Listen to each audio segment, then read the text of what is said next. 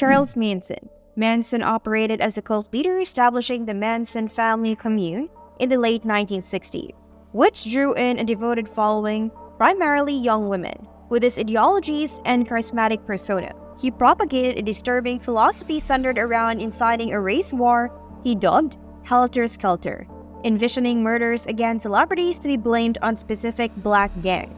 In August 1969, acting on Manson's directives, member of his cult brutally murdered pregnant actress Sharon Tate and 4 others at her Los Angeles home. The following night, they killed Leno and Rosemary LaBianca in their residence, leaving blood-ridden messages at both crime scenes, targeting police officers with the epithet pigs to incite further chaos. Remarkably, Manson himself did not physically participate in the murders, but manipulated his followers to carry out his heinous deeds.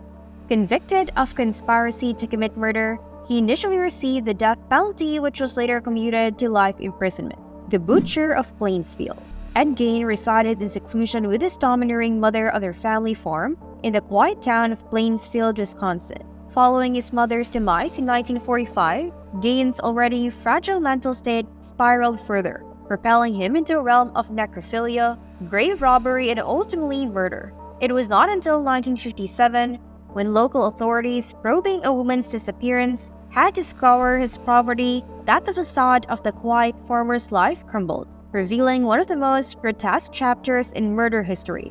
Gein had fashioned household items and clothing from human skin and body parts, including using skulls as makeshift bowls and crafting furniture from human skin. Further investigation uncovered Gein's macabre habit of exhuming corpses from local graveyards, collecting body parts and preserving them in a twisted homage to his deceased mother. His fixation eventually escalated to the murder of 2 women whose mutilated remains were discovered on his property. Despite being diagnosed with paranoid schizophrenia and deemed legally insane, Gein's crimes were so horrifying that they inspired iconic horror films such as Psycho and the Texas Chainsaw Massacre. The Nightstalker. Between June 1984 and June 1985, a string of brutal home invasions and murders terrorized California. The perpetrator's methods were particularly heinous, involving late-night break-ins, vicious beatings, sexual assaults, and often the performance of satanic rituals before carrying out the killings.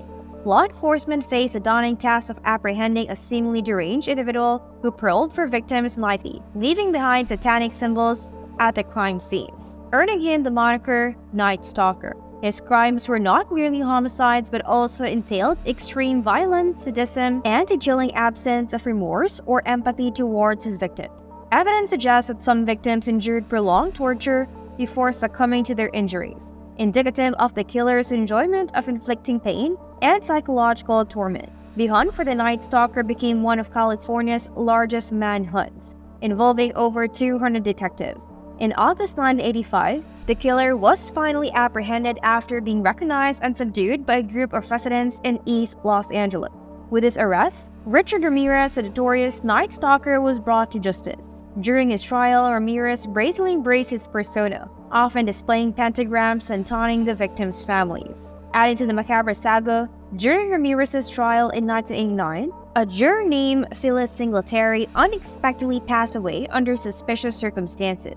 While her death was attributed to a lethal combination of alcohol and prescription drugs, suspicions lingered, leading many to speculate that Ramirez may have been involved. Despite the uncertainty, Ramirez was ultimately convicted of 13 counts of murder, 5 attempted murders, and numerous burglaries. The Rostov Ripper. Partly due to investigative incompetence and the absence of modern forensic techniques, the Rostov Ripper embarked on a horrific spree, claiming the lives of at least 53 women and children in the Russian towns of Rostov, Shakhty, and Novocherkassk from 1973 to 1990. His victims, aged between 7 and 36, fell prey to acts of necrophilia and cannibalism after their death. Andrei Chikatilo, the perpetrator, preyed on vulnerable individuals by exploiting their trust or desperation. He often approached them in public places like bus or train stations, markets or parks, offering money, food, or assistance, portraying himself as a friendly figure to gain their confidence. Once lured to isolated locations, he unleashed his brutality without interruption. Chikatilo even promised financial aid to struggling women before subjecting them to violent acts, including biting off body parts. Despite a Soviet investigation, Chikatilo eluded capture for over a decade. His reign of terror ended in 1990 when routine document checks revealed his link to the murders. During his trial, Chikatilo confessed the killings, describing with chilling detail the pleasure he derived from the violence and mutilation. Found guilty of 52 murders, he was sentenced to death by firing squad in 1994. Zodiac Killer. The Zodiac Killer was a notorious murderer who appeared to be driven not only by the act of killing itself, but also by the prospect of garnering media attention.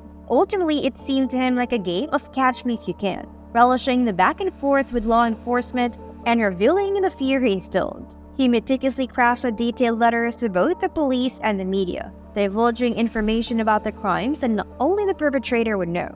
Additionally, he taunted authorities by sending letters containing cryptic codes, suggesting they could unveil his identity if deciphered. The Zodiac's reign of terror commenced with the shooting of 2 teenagers in a lover's lane in Venetia in December 1968. Over the following year, he claimed more victims, particularly targeting young couples in secluded areas, carefully orchestrating his actions to maximize publicity. Despite an exhaustive investigation and numerous suspects, the Zodiac Killer remained elusive, with only DNA evidence pointing to potential culprits.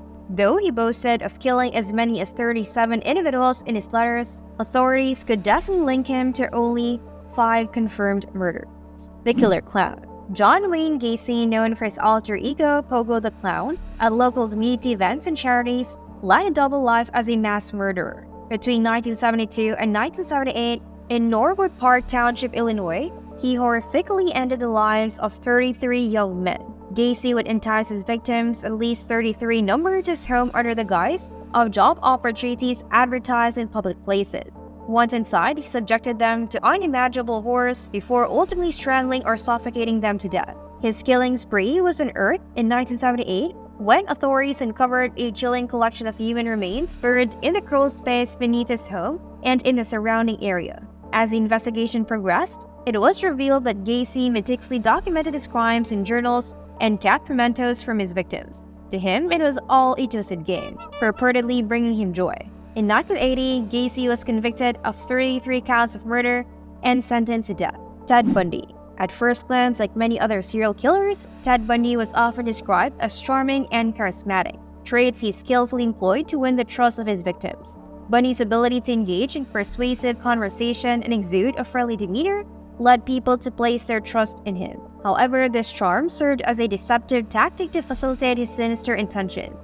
Over the course of nearly 4 years, from 1974 to 1978, Bundy embarked on a cross-country killing spree, primarily targeting young women and girls. He would lure his victims by assuming authoritative roles or feigning vulnerability, such as pretending to be injured and using crutches or a sling to elicit sympathy. This not only made him appear less threatening but also provided opportunities to draw victims closer, ultimately leading to their brutal murders. Bundy's methods of killing were notably gruesome, often involving necrophilic acts and the decapitation of victims, whose severed heads he retained. Bundy managed to consistently avoid capture for an extended period by effectively assimilating into society. Despite his role as a prolific murderer, he outwardly presented himself as an ordinary individual, engaging in typical activities such as dating, holding a job, and displaying no noticeable social awkwardness. During his trial in Florida, Bundy opted to act as his own legal representative, endeavoring to depict himself as a victim of pornography and a troubled family upbringing. Nonetheless, the substantial evidence against him ultimately led to his conviction and subsequent death sentence. Milwaukee Cannibal. Jeffrey Dahmer nearly escaped justice for his gruesome acts of necrophilia, cannibalism, and the preservation of body parts taken from his victims. His reign of terror would have continued if not for one victim's miraculous escape. Dahmer targeted primarily young African-American men and boys, luring them back to his apartment with promises of drugs. Once there, he drugged them and carried out his twisted desires. After killing them, he would dismember their bodies, keeping parts like skulls, hands, and genitalia as macabre trophies. He even consumed some of these body parts. In his twisted attempts at control, Dahmer experimented on some victims, hoping to induce a zombie-like state using drills and harmful chemicals, believing it would preserve them indefinitely. He was convicted of murdering 15 men and boys, though he admitted to more killings. What's particularly chilling is that the death toll might have been lower if not for one underage boy from LA managing to escape his clutches despite Dahmer drilling a hole in his head. Even then, police visits to Dahmer's home were explained away as misunderstanding, with Dahmer claiming the victim was just his intoxicated partner. Eventually apprehended in 1991, Dahmer received a life sentence, meeting his end when an inmate beat him to death. Jack the Ripper. The death toll attributed to him was not as numerically high as some other serial killers, but he achieved something unique: evading capture. Operating in the impoverished Whitechapel district of London in 1888, his victims were typically older prostitutes, likely procured for their services. Unbeknown to them, their payment came with a fatal price. Unlike today's media-saturated world, where such crimes would be widespread news, 19th century London relied on newspapers and word of mouth, intensifying the fear. Reports describe the Ripper's meticulous removal of victims' internal organs, suggesting a sophisticated intellect and perhaps wealth, as knowledge of human anatomy was then a privilege of the elite. The Ripper's reign of terror escalated with each new discovery, fueling wild rumors of vampirism or vengeful spirits. Most victims were impoverished women driven to prostitution to survive, often deemed unworthy of protection by authorities. Despite extensive investigations and countless suspects over the years, Jack the Ripper's identity remains one of history's most enduring mysteries.